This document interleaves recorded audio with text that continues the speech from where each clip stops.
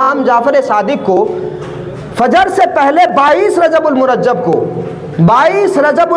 کو فجر کی نماز سے پہلے تہجد کے وقت غوثیت کا مقام عطا ہوا تھا، غوثیت کبریٰ کا مقام عطا ہوا حضرت امام جعفر صادق کو، اور اس خوشی میں حضرت امام جعفر صادق نے فجر کی نماز کے بعد میں فاتحہ دلوائی، کھانا بنایا اور مٹی کے برتن میں لوگوں کو تقسیم کیا۔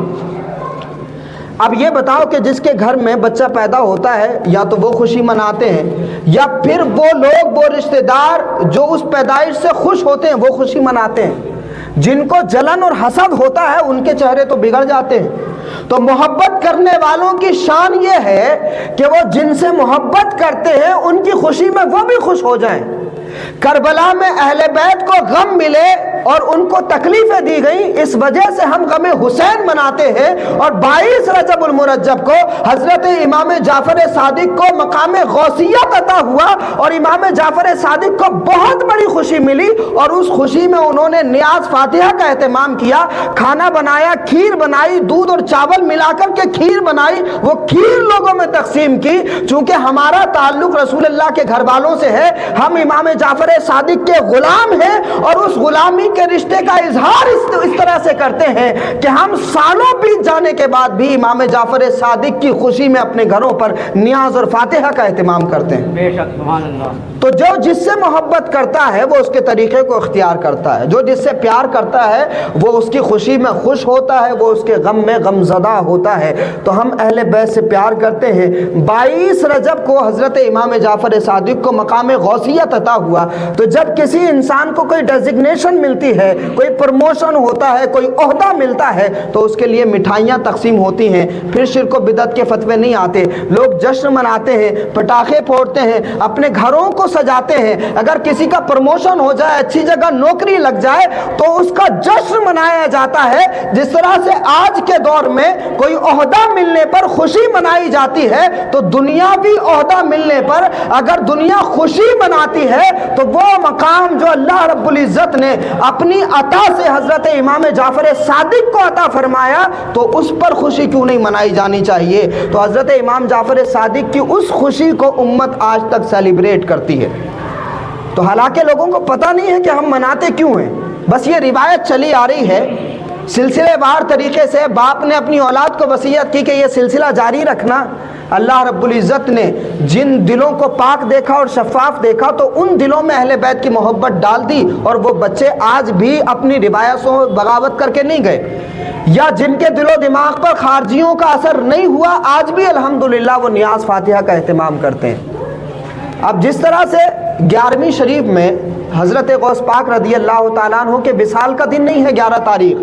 جو ہم بڑی 11ویں کرتے ہیں، تو یہ 11ویں تاریخ جو ہے یہ حضرت غوث پاک کے وصال کی تاریخ نہیں ہے۔ آپ کے وصال کی تاریخ غالباً 17 ربیع الاخر ہے، لیکن ساری دنیا میں 11ویں شریف کیوں منائی جاتی ہے؟ 11ویں شریف اس لیے منائی جاتی ہے کیونکہ ہر مہینے کی 11 تاریخ کو شہنشاہ بغداد حضرت شیخ عبد القادر جیلانی غوث اعظم رضی اللہ تعالیٰ عنہ اپنی خانقاہ میں محفل منعقد کرتے تھے اور اپنی مجلس سجاتے تھے۔ دنیا بھر سے لوگ سبق حاصل کرنے کے لیے، اپنے دلوں کی صفائی کے لیے، اپنے مرضوں کا علاج کرانے کے لیے، اپنی حاجتوں کو پورا کرانے کے لیے شہنشاہ بغداد کی بارگاہ میں حاضر ہوتے تھے، اور مہینے کی 11 تاریخ کو خاص طور سے اہتمام ہوتا تھا غوث پاک کی خانقاہ میں۔ تو ہم 11ویں شریف مناتے ہیں، لیکن 11 تاریخ کو شہنشاہ بغداد کے وصال کا دن نہیں ہے۔ اسی طرح سے 22 رجب المرجب کو حضرت امام جعفر صادق کے وصال کا دن نہیں ہے، وصال کی تاریخ الگ ہے۔ کچھ کتابوں میں 15 رجب المرجب ہے، الگ الگ تاریخیں ہیں حضرت امام جعفر صادق کے وصال کی اور ان کی شہادت کی، لیکن یہ 22 رجب اس لیے مشہور ہو گئی کیونکہ حضرت امام جعفر صادق نے خود اس دن مقام غوثیت پر فائز ہونے کی وجہ سے جشن منایا۔ اس وجہ سے امت 22 رجب المرجب کو فاتحہ کا اہتمام کرتی ہے، نیاز کا اہتمام کرتی ہے، اور یہ کوئی نئی روایت نہیں ہے۔ آپ یہاں 2 خانقاہ شہزادے یہاں موجود ہیں، نسیم چچا یہاں موجود ہیں، اور جتنے یہ چچا موجود ہیں، جتنے بڑے بڑے بزرگ ہیں، آپ سب اپنی اپنی خانقاہوں میں جا کر کے پوچھئے کہ کنڈے کی نیاز کب ہوتی ہے، وہ سب بتائیں گے آپ کو 22 رجب المرجب کو ہوتی ہے۔ اس لیے میری گزارش آپ سے یہ ہے کہ کسی نئے فتنے پر دھیان مت دیجیے گا۔ اگر کوئی نیا مسئلہ بتانے کی کوشش کرے تو آپ اس پر توجہ مت دیجیے گا، کیونکہ یہ نیا فتنہ صرف اس لیے پیدا ہوا ہے کہ کسی طرح سے اہل بیت سے امت کا رشتہ کمزور کیا جائے۔ آج سے تقریباً 1350 سال پہلے یزید نے اسلام کا نام لے کر کے، دین کا نام لے کر کے، قرآن سے دلائل لے کر کے حضرت امام حسین کے خلاف مہم چھیڑ دی تھی۔ رسول اللہ کے گھر والوں کے خلاف دلائل کہاں سے لیے؟ قرآن سے، حدیث سے، رسول اللہ کے دین سے۔ رسول اللہ کی اولاد کو قتل کرنے کے لیے دلائل لیے۔ آپ سوچئے، رسول اللہ کی اولاد کو شہید کرنے کے لیے دلیلیں کہاں سے لی؟ قرآن سے اور حدیث سے۔ اور امام حسین کو، پوری نسل رسول کو مٹانے کی کوشش کی گئی۔ بالکل اسی طرح سے آج بھی دین کو بنیاد بنا کر کے، قرآن و حدیث کو بنیاد بنا کر کے رسول اللہ کے گھر والوں سے دور کرنے کی کوشش کی جا رہی ہے۔ اس لیے میں تو الحمدللہ اہل بیت سے محبت کرنے والوں کی یہ شان ہوتی ہے کہ وہ ہزاروں یزیدیوں کے بیچ میں بھی موجود ہوتا ہے تو اکیلا حق بولنے کی ہمت رکھتا ہے، اکیلا حق بولنے کی طاقت اور جرت رکھتا ہے۔ اس لیے ہم کبھی نہیں ڈرتے کہ لوگ کیا کہیں گے۔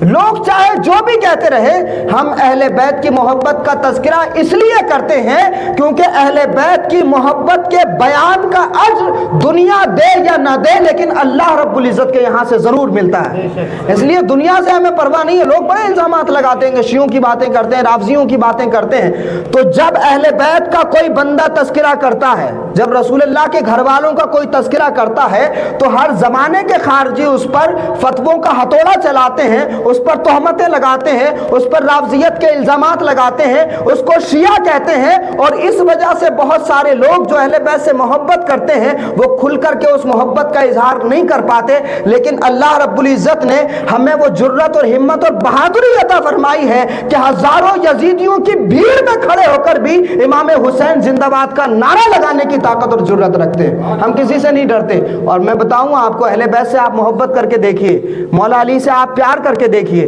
رسول اللہ کے گھر والوں کی محبت کو اپنے دل میں بسا کر کے دیکھیے، اللہ رب العزت آپ کے دل میں وہ ہمت، وہ جرت، وہ بہادری پیدا فرما دے گا کہ آپ کو خود کو احساس نہیں ہوگا کہ ان ظالموں کی تعداد اتنی بڑی ہے، مگر اتنی بڑی تعداد کے باوجود بھی میرے دل میں کوئی گھبراہٹ کیوں پیدا نہیں ہو رہی ہے۔ یہ کرامت ہے امام حسین کے عشق کی، یہ کرامت ہے امام زین العابدین سے عشق کی، یہ کرامت ہے جناب سیدہ فاطمہ الزہرا سے عشق کی، یہ کرامت ہے مولا علی سے محبت کی کہ جو رسول اللہ کے گھر والوں سے پیار کر دیتا ہے وہ بہادر ہو جاتا ہے، وہ نڈر ہو جاتا ہے، اس کے دل میں دنیا کے دشمنوں کا خوف نہیں ہوتا۔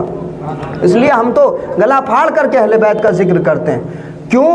کیونکہ حضور نے فرمایا کہ میری اہل بیت تم سے منافق محبت نہیں کر سکتا،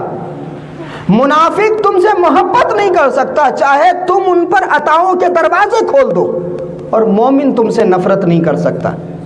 مومن تم سے بغض نہیں رکھ سکتا، مومن تم سے دشمنی نہیں رکھ سکتا۔ مومن کی شان ہے کہ وہ اہل بیت سے محبت کرتا ہے، اور اہل بیت سے صرف وہی محبت کر سکتے ہیں جن کی ماں نیک ہو اور باپ ایک ہو۔ اور یہ بات یاد رکھیے گا کہ جس طرح سے اگر کوئی کڈنی کا پیشنٹ ہو تو اس کو پانی ہضم نہیں ہوتا، اگر کوئی شوگر کا پیشنٹ ہو تو اس کو چینی ہضم نہیں ہوتی، اگر کسی کا خون خراب ہو تو اس کو علی کے بچوں کی محبت ہضم نہیں ہوتی۔ ہم تو اس پر اپنے مالک کا شکر ادا کرتے ہیں کہ اس نے ہمیں اپنے نبی کے گھر والوں سے محبت کرنے کا شعور عطا فرمایا ہے، اور اس کا اظہار ہم مختلف طریقوں سے کرتے ہیں۔ تو حضرت امام جعفر صادق کو مقام غوثیت عطا ہوا، غوثیت کبریٰ کا مقام عطا ہوا، اس لیے اللہ رب العزت نے ان کو یہ مقام عطا فرمایا، تو ہم اس کی یادگار مناتے ہیں اور اس کی یادگار کے طور پر فاتحہ خوانی کا اہتمام کرتے ہیں۔